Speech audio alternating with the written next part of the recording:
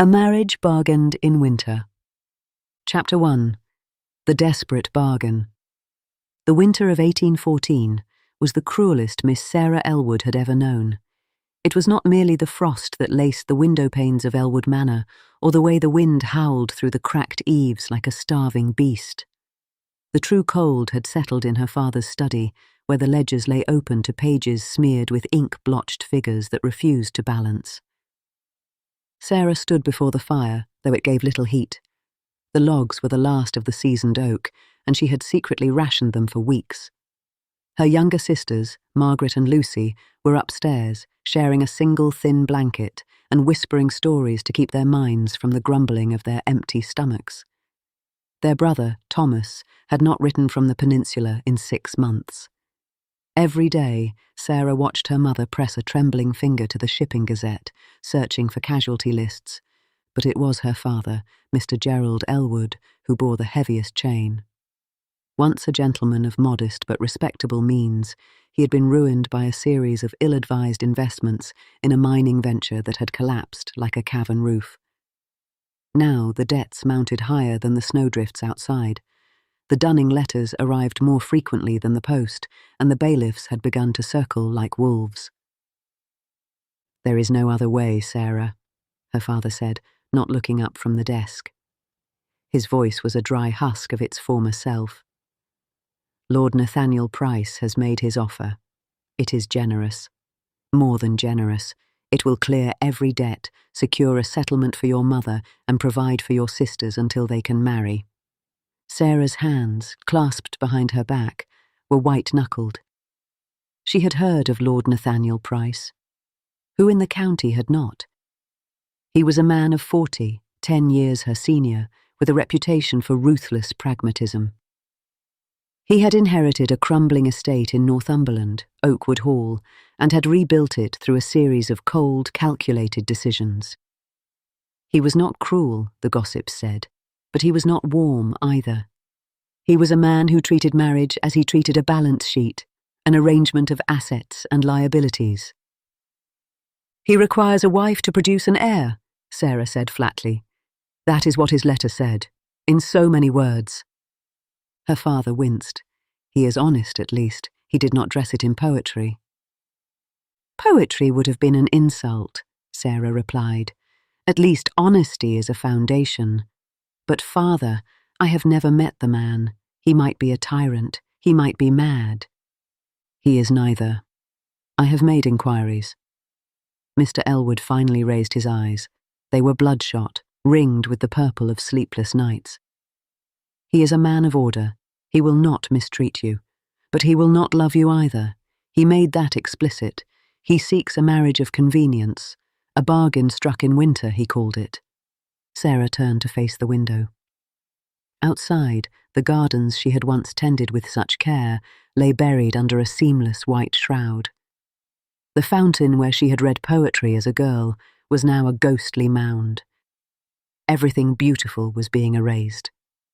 She thought of Margaret, only 15, who had already begun to lose the light in her eyes. She thought of Lucy, 12, who had asked last week if they could sell her kitten for food. Sarah had wept then, privately, into her pillow so no one would hear. "What are the terms?" she asked, her voice steady despite the fracture in her chest. Her father slid a folded letter across the desk. Sarah unfolded it and read. Lord Nathaniel's handwriting was sharp, economical, without flourish. He proposed a marriage by special license within the fortnight. He would settle all Ellwood debts immediately upon the signing of the contract. He would provide an annuity of £300 per annum to Mrs. Ellwood for life. He would set aside a dowry of £1,000 for each of Sarah's sisters, to be paid upon their marriages. In return, Sarah would reside at Oakwood Hall, manage his household, and provide him with an heir. There was no mention of affection, companionship, or even mutual respect. It was a transaction. And yet, as Sarah read the letter a second time, she noticed something odd. At the very bottom, beneath his signature, he had added a postscript in a slightly smaller hand. I shall not force my company upon you beyond what is necessary. You will have your own chambers, your own sitting room, and full authority over the household accounts.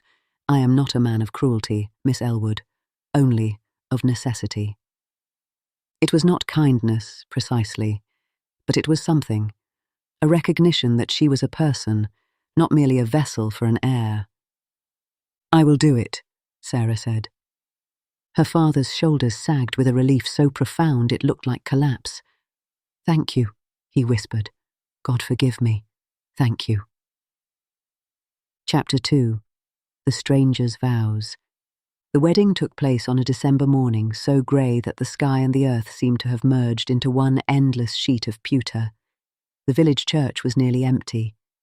Sarah's mother wept silently into a handkerchief. Margaret and Lucy stood huddled together, their best dresses let out and taken in so many times the fabric had grown thin at the seams. Lord Nathaniel had sent a carriage for them, a sleek black equipage with his crest on the door, and it had arrived with a basket of provisions, bread, cheese, a roasted chicken, and a bottle of wine. The Ellwoods had eaten like royalty the night before, and Sarah had felt the shame of gratitude like a stone in her stomach. She had not seen her groom until he appeared at the altar. Lord Nathaniel Price was not what she had expected. The gossips had painted him as a cold, angular man, all sharp edges and flat effect. And indeed, he was tall and lean, with a face that might have been handsome if it had ever learned to smile. His hair was dark, threaded with silver at the temples, and his eyes were a pale grey that reminded her of the winter sky. He wore a dark blue coat with no ornamentation, no jewelled pins or fob watch. He looked like a man who valued function over fashion. When she reached him, he offered a short, formal bow. "Miss Ellwood," he said.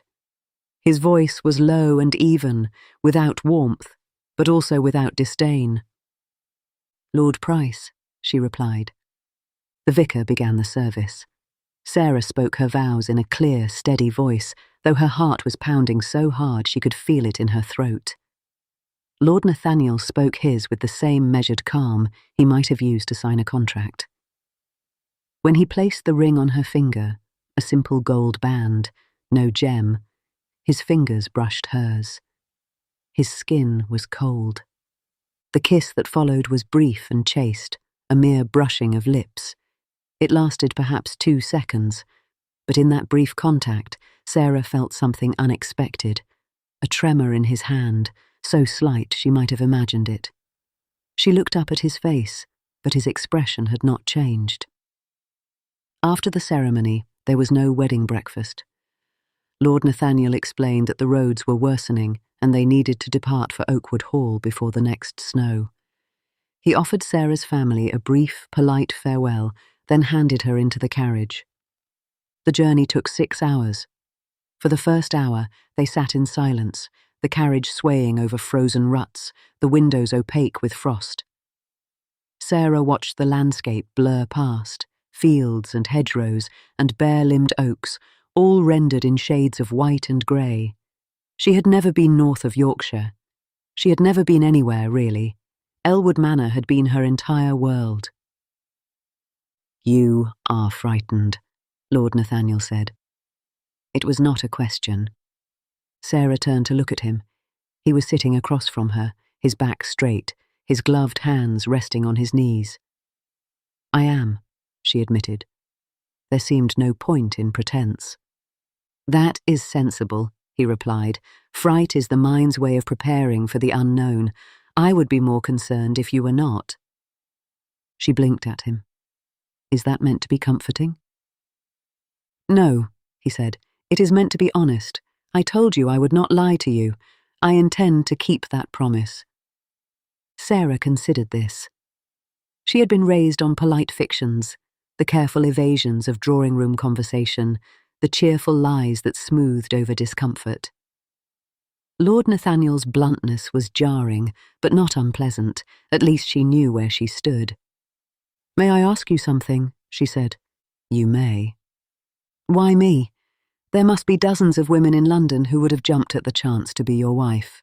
Women with fortunes of their own, or titles, or beauty that does not require a 6-hour carriage ride to appreciate.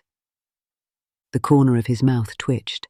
It was not quite a smile, but it was a departure from his usual stillness. You underestimate yourself, Miss Ellwood. But to answer your question, I chose you because you are desperate. Desperate people are predictable. They honor their bargains because they have no other choice. A woman of fortune might indulge in caprice. A woman of title might feel entitled to demand affection. You will not. Sarah felt the words like a slap. She had known this was a transaction, but to hear it stated so baldly, with such clinical detachment, made her feel like a horse bought at auction. I see, she said quietly. He must have noticed something in her expression, because he added, That was crueler than I intended. I apologize. What I meant to say is that I admire your courage. You are sacrificing yourself for your family. That is not nothing. That is, in fact, everything. She looked at him. In the dim light of the carriage, his grey eyes seemed almost soft. Thank you, she said. That was kinder than you intended, I think. He inclined his head. And then, for the rest of the journey, they spoke of trivial things. The weather, the roads, the quality of the horses. It was not intimacy, but it was not hostility either. It was, Sarah thought, the beginning of something. She did not yet know what. Chapter 3. The Isolation of Strangers. Oakwood Hall emerged from the snow like a dark ship from a white fog. It was a formidable house of grey stone, with narrow windows and a steep roof that shed snow in great, groaning avalanches. There were no formal gardens, no ornamental trees, only a stark, windswept expanse of frozen ground, and a line of skeletal elms that rattled in the wind. It was beautiful in a severe, unforgiving way, like a face that had forgotten how to smile. The interior was warmer than Sarah had expected. Lord Nathaniel, it seemed, did not believe in suffering for aesthetics. The fires were generous, the candles plentiful, and the servants, a small, efficient staff, moved with quiet competence. A housekeeper named Mrs. Holloway greeted Sarah with a curtsy and a murmured, "Welcome, my lady," as if she had been expecting her for years. Sarah was shown to her chambers, a suite of rooms on the second floor, overlooking the eastern moors. There was a bedroom with a 4-poster bed piled high with quilts, a sitting room with a writing desk and a fire already lit, and a small dressing room with a wardrobe that had been stocked with new gowns. Sarah ran her fingers over the fabric, fine wool, sensible muslin, a velvet for evenings. Lord Nathaniel had anticipated her needs. He had, she realised, prepared for her arrival with the same precision he would have applied to a military campaign. That night, they dined together in the small family dining room, a cosier space than the cavernous formal hall. Lord Nathaniel sat at the head of the table. Sarah sat to his right. The food was excellent, a mutton pie, roasted root vegetables, a pudding with currants, and the servants served in silence. Sarah tried to make conversation, but Lord Nathaniel's responses were brief, and his attention seemed elsewhere. After the meal, he excused himself to his study, saying he had correspondence to attend to. The next day was much the same, and the next, and the next. Sarah explored the house, learning its quirks and passages. She introduced herself to each servant and memorized their names. She inspected the linen closet, the still room, the kitchen garden buried under snow. She wrote letters to her mother and sisters, though she had no idea when the post would next get through. The snow fell and fell, piling against the windows like a siege. Lord Nathaniel kept to his own schedule. He rose early, took his breakfast alone in his study, and spent the mornings reviewing estate accounts.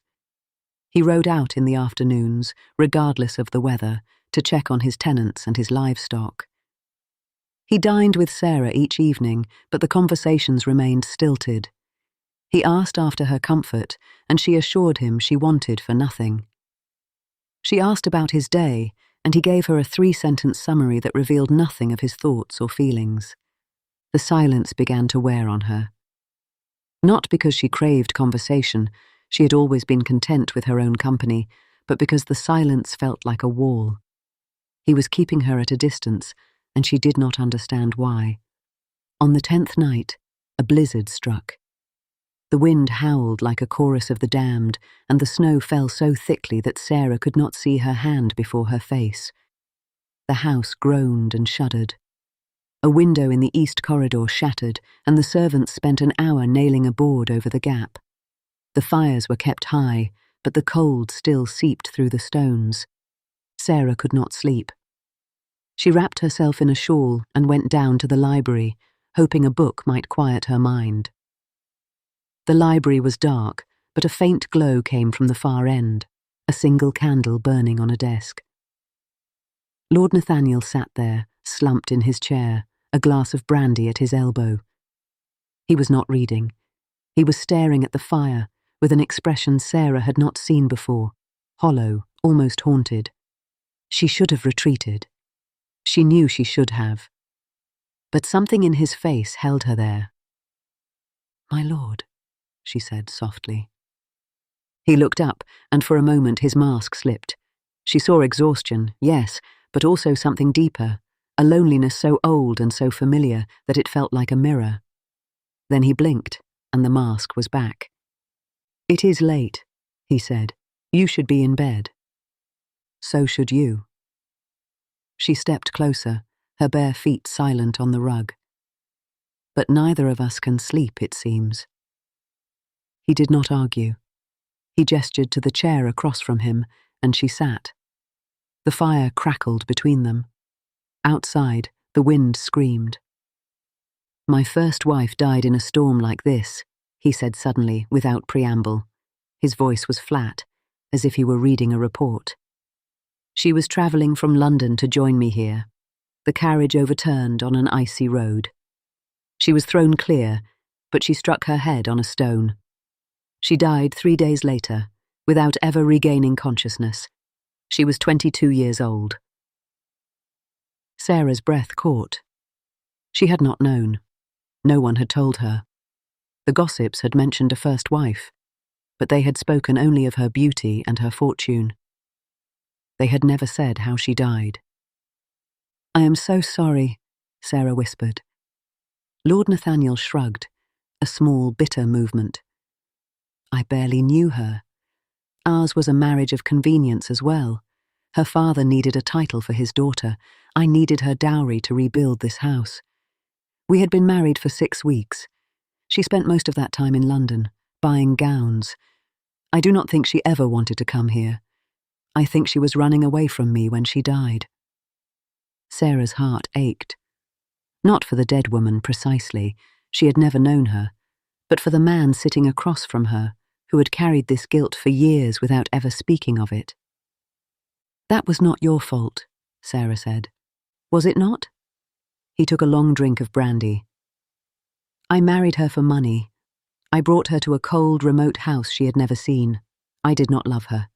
I did not even try to make her happy. And then she died, and I inherited her fortune anyway. The universe has a grim sense of justice." The fire popped. A log shifted, sending a shower of sparks up the chimney. Sarah thought carefully before she spoke. "You are not the same man you were then," she said. "You have rebuilt this house. You have tenants who speak of you with respect. You provided for my family when no one else would. You may have married me for practical reasons, but you have been nothing but kind to me since I arrived. That is not the behaviour of a man who learns nothing from his mistakes." Lord Nathaniel looked at her for a long moment. His grey eyes were unreadable. Then slowly, something shifted in his face, a crack in the ice, a thaw. "You are not what I expected, Sarah," he said. It was the first time he had used her Christian name. "Neither are you, Nathaniel," she replied. They sat together in silence after that, but it was a different kind of silence. Not the silence of strangers avoiding each other, but the silence of two people who have finally begun to understand. Chapter 4. The Thaw. The blizzard lasted 3 days, By the time it ended, the drifts were so deep that the roads were impassable. The nearest village was 5 miles away, and the post would not come through for another week. Sarah and Nathaniel were trapped together in Oakwood Hall, with nowhere to go and nothing to do but exist in each other's company. At first, the proximity was awkward. They had spent 10 days orbiting each other like distant planets. Now they were forced into the same orbit, the same rooms, the same hours. But slowly, almost imperceptibly, the awkwardness began to dissolve. It started with breakfast. On the morning after their conversation in the library, Nathaniel appeared in the small dining room at the same time as Sarah. He poured her tea without being asked. She passed him the butter. They ate in companionable silence, and when he reached for the newspaper, he hesitated, then set it aside. "Would you like to walk the grounds with me this morning?" he asked.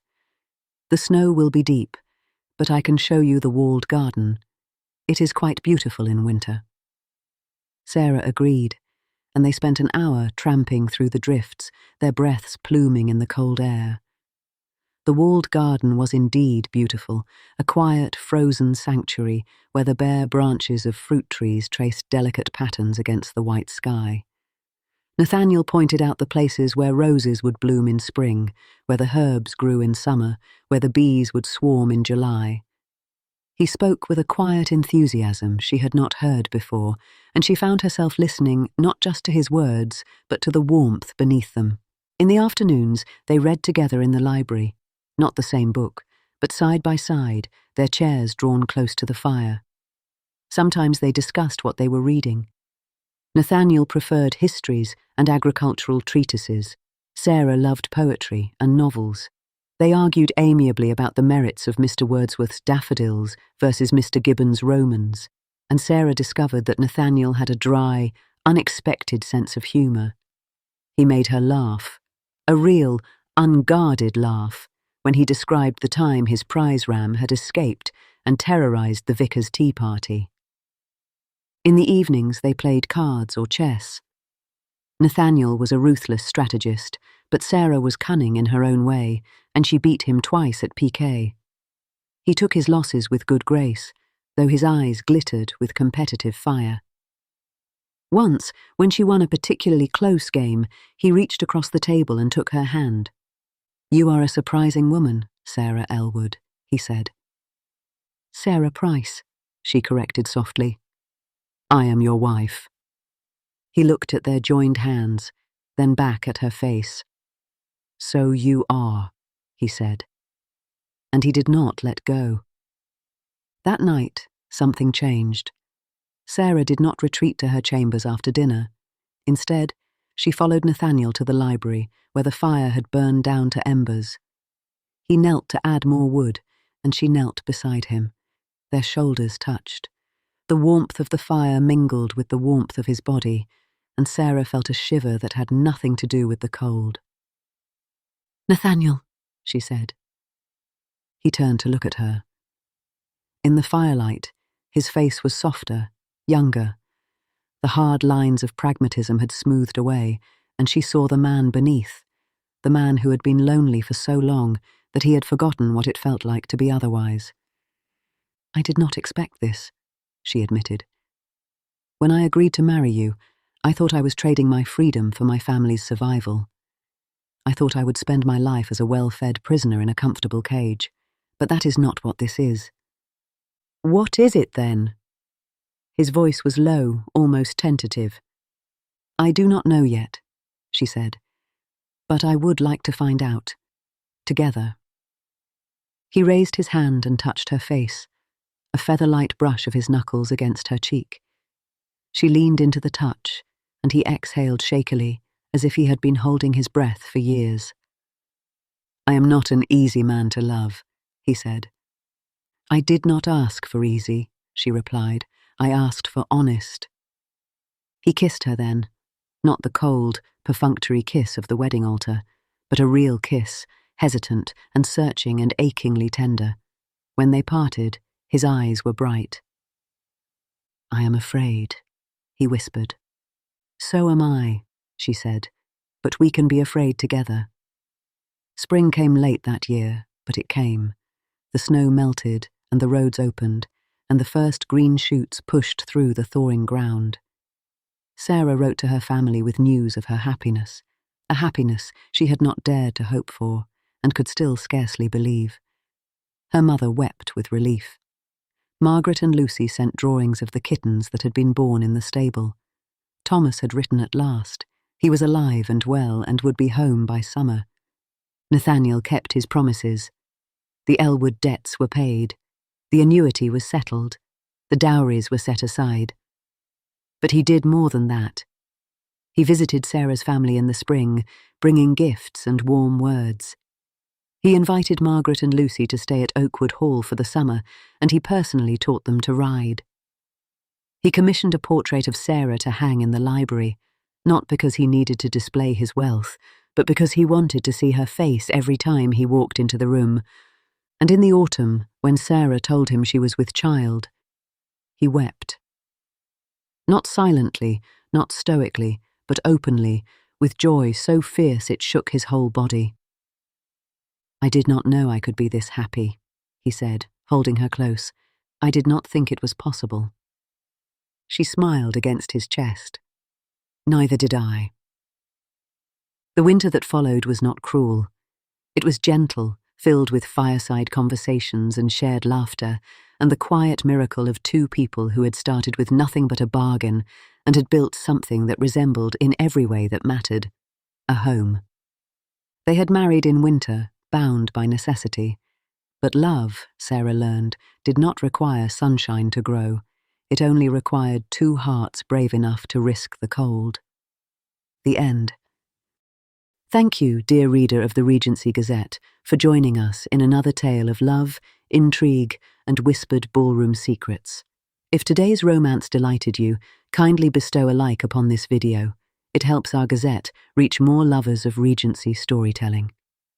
For weekly journeys into dukes, debutantes, scandals, and slow-burning devotion, please subscribe to the Gazette and tap the little bell so you are notified the moment the next story is published. Until our next edition, may your days be filled with grace and your nights with the promise of romance.